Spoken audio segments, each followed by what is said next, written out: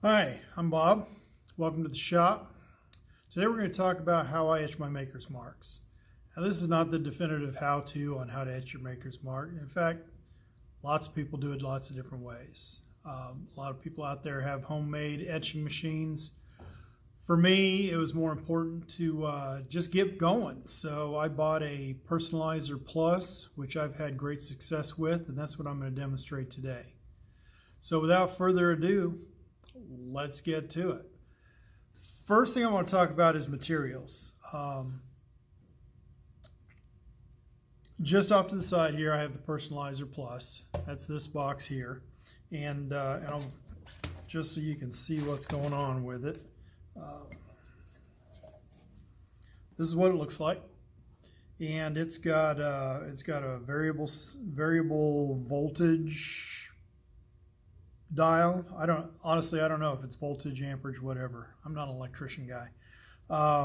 Anyway, it's got a variable power knob. It's got a toggle switch for etch or mark. And then it's got the leads coming off that goes to your handpiece and a little alligator clip. Other materials that I use is I use an electrolyte. This is the electrolyte that I use. There you go, you can see that. I get this from Jantz. I use a Neutralizer cleaner, which is this material, this substance right here. I use Scotch tape, rubber bands. My stencils come from a company called Tustech, T-U-S-T-E-C-H, and I'm very happy with their stencils. I've tried stencils from others, and these are the best I've found. And they're really easy to work with. You can send them a drawing, and they'll have what you need to you within a week. And I also use acetone, which I keep in one of these little, I guess it's a lady's perm bottle, and paper towels. So to start out, the first thing I do, and I'll pull out a new paper towel here, is I wipe down the blade with the acetone. So I want a nice clean surface to work on.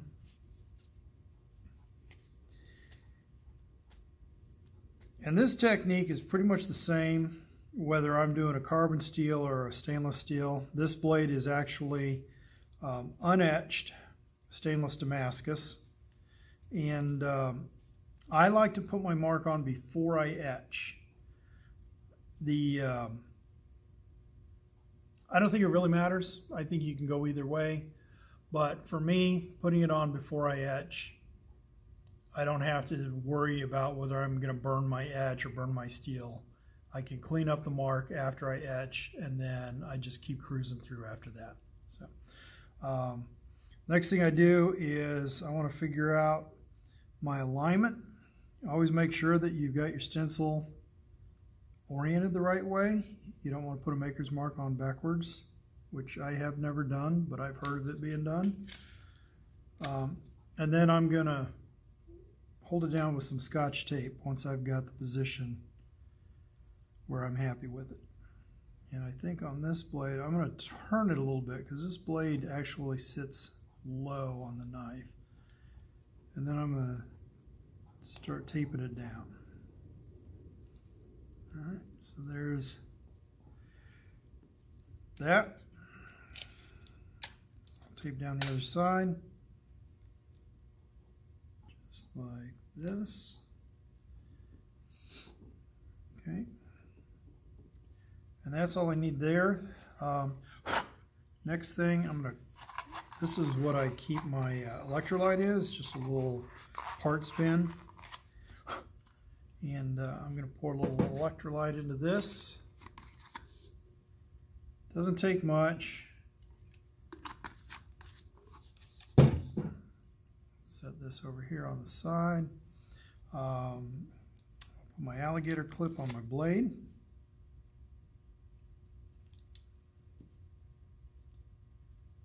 And I need to put my felt pad onto my carbon marking handpiece. I just use a rubber band to hold this on. And we are about ready to go. Now, when I etch, I have my Personalizer Plus set to anywhere between 3 and 3.5. So I've got it on 3.5 and I've got it on the etch. And so next thing I do is I just blot the felt into the electrolyte, and then I blot it real quick on the paper, on the paper towel that I have here. Now when I etch for approximately 5 seconds, and then I take the handpiece off for about 10 seconds. And the reason for that is if you etch for too long, it heats up the steel. The steel gets hot, it creates a little burn mark around the etching point, and it also could burn your stencil. You'll get longer life out of your stencil if you do your mark for less time. And some people dab quickly, and I've seen that work too. I feel like I get a nice clean mark if I dab good and firm, hold for 5 seconds, and then pull it back off and let it cool down for about 10-15 seconds. All right, so here we go. Down with firm pressure, hold for about 5 seconds, and then I'm off. And I'm going to count for 10 seconds, 1,000, 2,000, 3,000. And just let that thing cool back down. And once it's cooled back down, usually I will not re-dip in the electrolyte for the second marking, but I will between the second and third because the felt's starting to get a little bit dry by that point. So now we're going to do our second marking. 2,000, 3,000, 4,000, 5,000, and I'm off. And now I'm going to go ahead, I'm going to dip back in the electrolyte. I'm going to dab that off on the paper towel again. Let this continue to cool for a few more seconds. And then we're ready to go ahead. And this will be the last, usually 3 is what I do.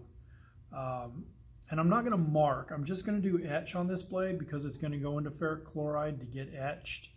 So there's no need for me to do the mark setting on my Personalizer Plus because the carbon that's going to sit in the bottom of that is going to get eaten out anyway by the ferric chloride.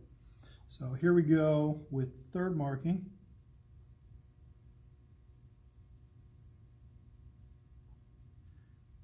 And that's going to be it. That's all I'm going to do. So I'm going to turn my Personalizer Plus back off. I'm going to remove the alligator clip. Now, when I remove the tape, I'm just going to look at, I'm going to pull the tape off one side, I'm going to look at the mark. And I'm happy with the way that looks.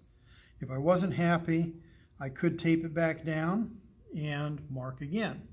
But that's not the case. It looks good. So I will take the stencil off.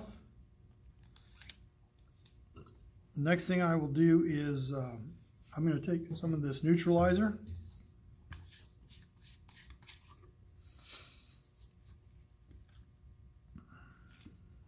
I'm going to wipe the blade with it first.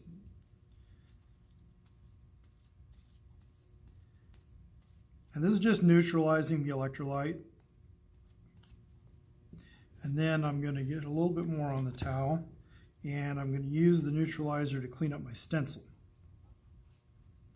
And what I do is I just hold the stencil down flat on the paper towel and push pretty good, pretty firm pressure. I don't wipe, I'm just dabbing it firmly.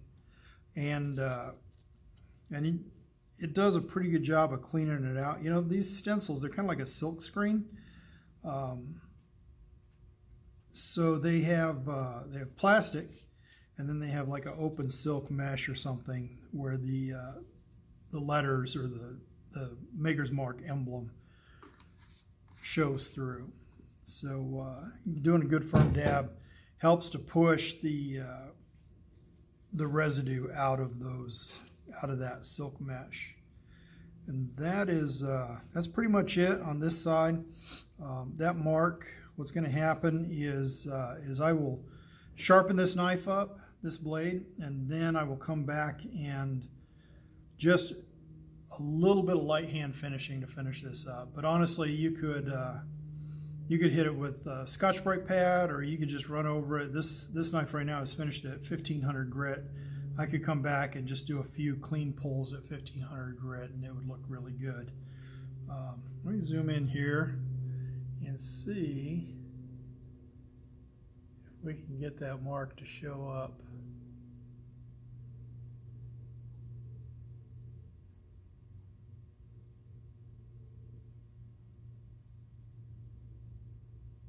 It's always so hard to